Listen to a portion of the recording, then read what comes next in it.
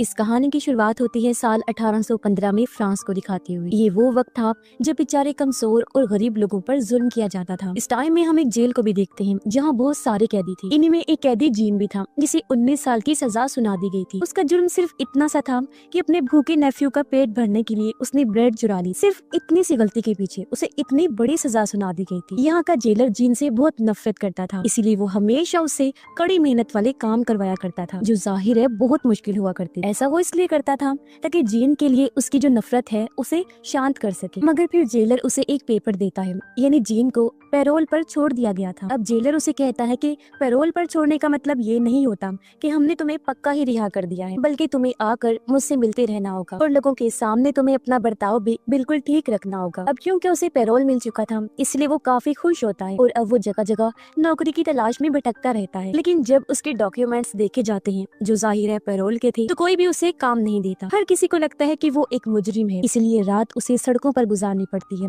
और दिन नौकरी की तलाश में। अब एक दिन एक प्रीस्ट उसके पास आए। उन्हें जीन की हालत देखकर तरस आ गया। वो उसे अपने घर ले आते हैं और अपने साथ बिठाकर उसे चांदी के बर्तनों में खाना खिलाते हैं। अब चांदी के बर्तन देखकर उसके दिल में लालच आ गया, इसलिए रात को सबके सोने के बाद वो चांदी के बर्तन चुरा कर वहाँ से भाग जाता है। लेकिन जल्द ही प्रीस्ट के लोग उसे पकड़ लेते हैं और फौरन उसे प्रीस्ट के सामने लाया जाता है। वो बहुत डरा हुआ था। प्रीस्ट अपने लोगों से कहते हैं कि ये चांदी के बर्तन मैंने ही इसे दिए थे, इसलिए इसे छोड़ दिया जाए। अब सबके जाने के बाद वो जीन को कहती है कि तुम बुरे नहीं हो, मैंने तुम्हारे अंदर अच्छाई देखी है और अब मैं चाहता हूँ कि तुम इन चांदी के बर्तनों से एक नई जिंदगी की शुरुआत करो, एक अच्छे इंसान बनो और जैसे आज मैंने तुम्हारी मदद की है तुम भी कल को इसी तरह किसी की मदद करना जब भी तुम्हें मौका मिले। अब ये सुनकर जीन हैरान होने के साथ साथ खुश भी हो जाता है। उसने प्रीस्ट का शुक्रिया अदा किया, जिसके बाद वो अपने पैरोल के पेपर को फाड़कर एक नई जिंदगी की शुरुआत करने के लिए शहर ही छोड़ के चला जाता है। इसके बाद कहानी में 8 साल गुजर गए और हमें फिर से जीन दिखाया जाता है। उसकी आज खुद की एक फैक्ट्री है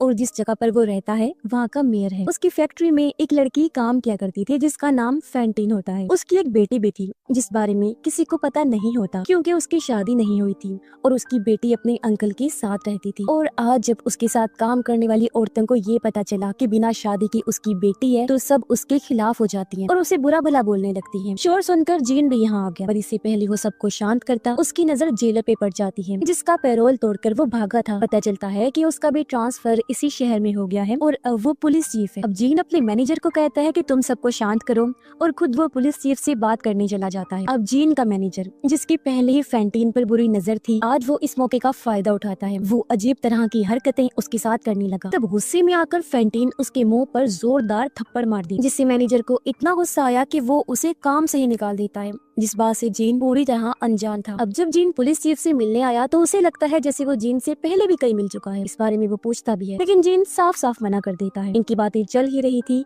कि तभी इन्हें बाहर से शोर की आवाजें सुनाई देती हैं। दोनों भागकर बाहर जाते हैं तो पता चला कि जीन का एक वर्कर गाड़ी के नीचे आ गया था, जिसे देख जीन खुद गाड़ी को उठाने लगता है। अब उसकी गाड़ी उठाने की स्टाइल को देखकर पुलिस चीफ उसे पहचान जाता है कि ये वही आदमी है जो 8 साल पहले पैरोल को तोड़कर भाग गया था जब मैं जेलर था। लेकिन फिलहाल उसके पास जीन के खिलाफ कोई सबूत नहीं होता। अब फैंटीन दिखाई जाती है जिस बेचारी को पैसों के लिए अपने बाल बेचने पड़ते हैं, लेकिन ये पैसे उसके लिए काफी नहीं थे, इसलिए मजबूर होकर उसे वो काम भी करना पड़ता है जो वो कभी करना भी नहीं चाहती थी। असल में उसे अपनी बेटी के लिए अंकल को किसी भी हाल में पैसे भिजवाने थे, जिस वजह से ये तो उसे करना ही था। अब ऐसे ही कई दिन गुजर गए। एक दिन फैंटीन की तबीयत बहुत ज्यादा खराब हो जाती है और उसके साथ एक आदमी जबरदस्ती करने की कोशिश करता है, जिस गुस्से में आकर वो उसके मुंह को नोच के रख देती है, जिस वजह से यहाँ पुलिस चीफ को बुलाया गया। तब वो आदमी झूठ बोल देता है कि मैं तो सिर्फ यहाँ से जा रहा था, लेकिन इसने मेरे ऊपर हमला कर दिया। ये सुन फैंटीन रोने लगी। अपनी सफाई में बोलती है कि ये आदमी झूठ बोल रहा है, मैंने इसे तब नुकसान पहुंचाया जब इसने मेरे साथ जबरदस्ती करना चाहिए। लेकिन पुलिस चीफ उसकी बातों पर यकीन नहीं करता और उसे जेल जाने की बात करता है। तब वो कहती है कि अगर मैं जेल चली गई तो मेरी बेटी का क्या होगा, अभी वो बहुत छोटी है। अब उसकी ये बात जीन ने सुन ली थी। साथ ही वो फैंटीन को पहचान भी लेता है कि ये मेरी ही वर्कर है, इसीलिए वो पुलिस चीफ को कहता है कि इसे छोड़ दो।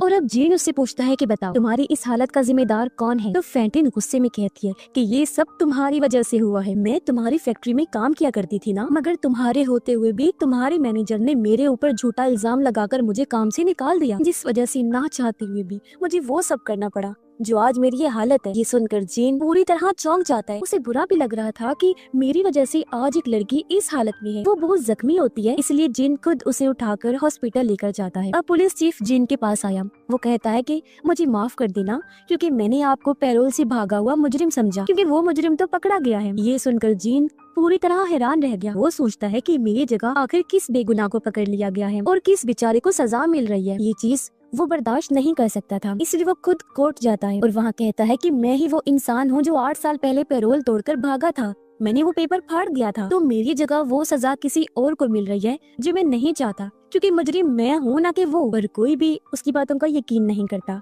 सबको लगता है जैसे उसका दिमागी तवाज़ुन खराब हो गया है। जिसके बाद जीन हॉस्पिटल जाता है, जहाँ फैंटीन को एडमिट किया गया था, मगर उसकी हालत बहुत खराब थी। वो अपनी आखिरी सांसें गिन रही होती है, लेकिन इस टाइम भी उसे अपनी बेटी की ही फिक्र। जीन उसे कहता है कि तुम अपनी बेटी के लिए परेशान मत होना, मैं हमेशा उसका ख्याल रखूंगा। जिसके साथ ही फैंटीन की मौत हो गई, जिससे जीन को बहुत दुख होता है। अभी यहाँ पुलिस चीफ भी आ गया, जो उसे कहता है कि हाँ, तुम सही कह रहे थे कि तुम ही वो कैदी हो। मैं तुम्हें पहचान चुका हूँ, इसीलिए तुम्हें गिरफ्तार करना चाहता हूँ। जीन ने कहा कि अभी ऐसा मत करो प्लीज, मुझे फैंटीन की बेटी का ख्याल रखना है। एक बार मैं अपना काम कर लूँ, फिर खुद मैं आकर अपने आप को तुम्हारे हवाले कर दूंगा। लेकिन वो जीन की बात सुनने को तैयार नहीं था, इसलिए दोनों के बीच लड़ाई हो जाती। पर मौका पाकर जीन वहाँ से भाग निकलता है। अब हमें फैंटीन की बेटी दिखाई गई, जिसका नाम कॉजिट होता है। पता चला कि उसका अंकल अच्छा इंसान नहीं है, वो सारे काम कॉजिट से करवाता और हमेशा फैंटीन के पैसों का इंतजार किया करता है। तभी यहाँ जीन आ गया, जो भारी रकम देकर कॉजिट को अपने साथ ले जाता है। अब कहानी में 9 साल गुजर गए,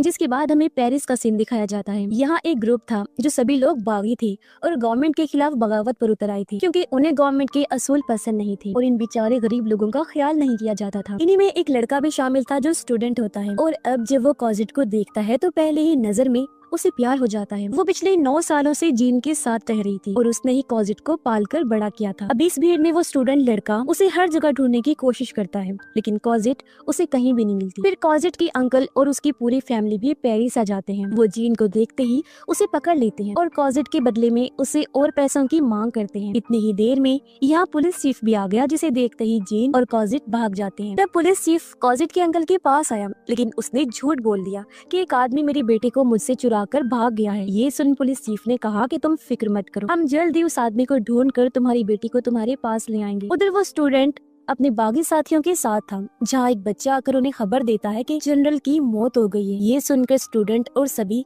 काफी दुखी हो जाते हैं, क्योंकि जनरल ही वो इंसान थे जो हमेशा गरीबों का साथ दिया करते थे। तभी स्टूडेंट के पास उसकी दोस्त आई, जिसे उसने कॉजिट को ढूंढने का काम दिया था। वो बताती है कि मैंने उसे ढूंढ लिया है। दरअसल स्टूडेंट की इस दोस्त को पता नहीं होता कि कॉजिट उसकी कजन है, क्योंकि ये लड़की कॉजिट के अंकल की बेटी होती है। अब कॉजिट का सुनकर वो काफी खुश हो जाता है।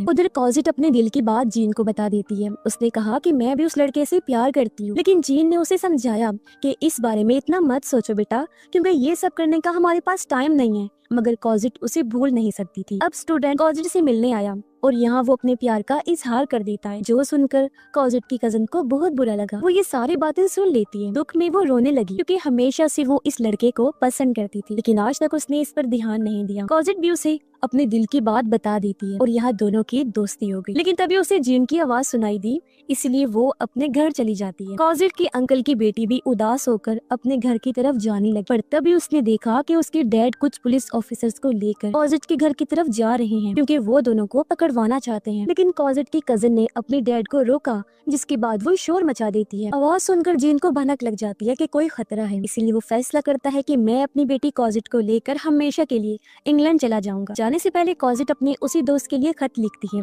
जिससे वो अपने अंकल की बेटी को दे देती है, ताकि वो उसे लड़के तक पहुंचा सके और उसे भी पता चल जाए कि वो इंग्लैंड जा रही है। अब जब जनरल का फ्यूनरल होता है, जब उन्हें दफन करने के लिए ले जाया जा रहा था, तो यहाँ बहुत सारे बागी लोग भी खड़े होते हैं, जिन्होंने जनरल के गुजर जाने के बाद एक प्रोटेस्ट छेड़ दिया, यानी कि गवर्नमेंट के खिलाफ उन्होंने एहतजाज करना शुरू कर दिया, क्योंकि वो यहाँ की हुकूमत को गिराना चाहती थी। अब गवर्नमेंट इस प्रोटेस्ट को रोकने का काम उसे पुलिस चीफ को देती है, जो प्रोटेस्ट का पता लगाने और इनके बड़े बागी लीडर्स को पकड़ने का इरादा करता है, जिसके लिए वो बागियों का रूप धार कर इन्हीं लोगों में शामिल हो जाता है। लेकिन एक बच्चे ने उसे पहचान लिया, इसलिए सब बागी उसे पकड़ लेते हैं। लेकिन रात के टाइम पुलिस इन बागियों पर हमला कर देती है और बदकिस्मती से एक गोली कॉजिट के कजन को भी लग जाती है, लेकिन मरने से पहले वो लेटर को कॉजिट के दोस्त को दे देती है, क्योंकि वो एक अच्छी इंसान थी, अपने माँ बाप जैसे बिल्कुल भी नहीं थी, जिसके बाद उसकी मौत हो जाती। और अब कॉजिट का दोस्त वो लेटर पढ़ के उसके लिए भी एक लेटर लिखता है, जिसे उसने एक बच्चे को दे दिया और कहा कि इसे तुम कॉजिट को दे देना। लेकिन लेटर जीन को मिल जाता है, और जब उसने वो पढ़ा तो उसे भी एहसास हो गया कि कॉजिट और वो लड़का एक दूसरे से बहुत प्यार करते हैं। साथ ही वो उस लड़के को बचाना चाहता है, क्योंकि उसे एहसास है कि शहर के जो हालात चल रहे हैं उसमें उसकी जिंदगी कभी भी जा सकती है। इसीलिए अगले ही दिन वो पुलिस के रूप में उस जगह पर जाता है जहाँ पुलिस ने बैरिकेड्स लगाए थे। तभी बागी लोग वहाँ पहुँच गए और जीन को पकड़ लेते हैं, लेकिन इससे पहले वो उसे कोई नुकसान पहुँचाती। वही बच्चा उसे पहचान लेता है और कहता है कि ये तो हमारा साथी है, इसलिए उसे छोड़ दिया गया। तभी जीन ने देखा कि इन लोगों ने पुलिस चीफ को बंदी बनाया हुआ है, उसके गले में फांसी का फंदा लगाकर उसे बांधा गया है, क्योंकि ये बागी लोग उसे मारना चाहते थे। अब जीन उनसे कहता है कि इसे मेरे हवाले कर दो, मैं खुद इसे मारूंगा। जिसके बाद वो पुलिस ऑफिसर को नीचे लेकर गया और उसे कहता है कि तुम यहाँ से भाग जाओ। वो जानबूझकर दीवार पे गोली चलाता है, जिसकी आवाज सुनकर सब बागियों को लगता है कि उसने पुलिस चीफ को मार दिया है। अगले दिन पुलिस इन लोगों पर हमला कर देती है, जिसमें सभी बागी मारे जाते हैं। एक गोली कॉजिट के दोस्त को भी लग गई, जिससे वो जख्मी हो जाता है। अब जीन किसी तरह बच गया था, जो उसकी जान बचाने के लिए एक पाइप के जरिए सीवरेज में चला जाता है और दोनों की हालत ही खराब होती है। अगले दिन यहाँ पुलिस चीफ आई, जो सभी बागियों की लाशों को देखते हैं। उन्हें उस छोटे बच्चे की लाश भी मिल जाती है, जिसे कल ही उन्होंने जिंदा देखा था, जिस वजह से पुलिस चीफ का दिल पूरी तरह टूट जाता है। बच्चे ने हमेशा अच्छे काम किए थे और अब पुलिस चीफ अपना बैज उतारकर इज्जत के तौर पर बच्चे की लाश पे रख देते हैं। उन्होंने नोटिस किया कि इनमें कॉजिट के दोस्त की लाश नहीं है, और तभी उसकी नजर सामने सीवरेज के पाइप पर गई, जहाँ से जीन कॉजिट के दोस्त को ले गया था। पुलिस चीफ को शक होने लगा कि जरूर वो इसी पाइप के जरिए भाग गया होगा।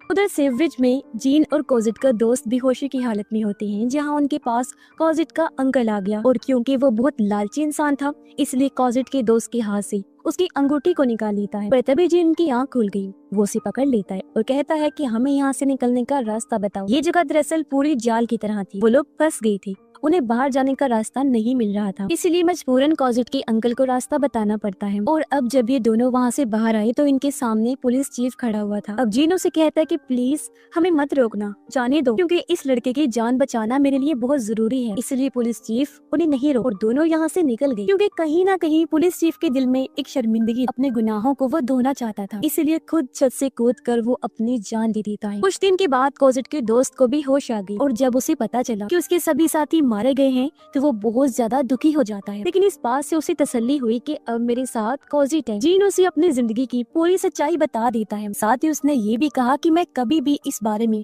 कॉजिट को नहीं बताऊंगा, वरना वो टूट जाएगी। जिसके बाद जीन उन दोनों से हमेशा के लिए दूर चला जाता है, क्योंकि वो नहीं चाहता था कि उसके माजी की वजह से कॉजिट और उसके दोस्त की जिंदगी पर कोई असर पड़े, उन्हें किसी मुसीबत का सामना करना पड़े। इसके बाद कॉजिट और उसका दोस्त शादी करने का फैसला करते हैं, मगर उससे पहले एक बार फिर कॉजिट का अंकल और उसकी वाइफ यहाँ आ जाते हैं। उसका अंकल कॉजिट के दोस्त को ब्लैकमेल करने लगा कि अगर तुमने मुझे पैसे ना दिए तो मैं सबको बता दूंगा कि तुम एक बागी थी और तुमने भी गवर्नमेंट के खिलाफ प्रोटेस्ट किया था। वो ये भी बता देता है कि जिस दिन तुम्हारे सभी बागी साथी मारे गए थे उस दिन जीन ने ही तुम्हारी जान बचाई थी। दरअसल अब से पहले इसे नहीं पता था कि जीन ने ही उसकी जान बचाई है। ये उस टाइम बेहोश जो था, और अब ये सुनने के बाद उसे एहसास हो जाता है कि मेरे ऊपर जीन का कितना बड़ा एहसान है और मैंने उसे ऐसे ही जाने दिया। इसीलिए वो कॉजिट के अंकल से जीन का पता पूछता है। अब हालांकि वो बताना नहीं चाहता था, लेकिन जब कॉजिट के दोस्त ने उस पर हमला किया तो मजबूरन वो जीन को बता देता है, और अब वो कॉजिट को लेकर उस जगह पहुंच जाता है जहाँ पर जीन था। जीन की तबीयत बहुत ज्यादा खराब होती है,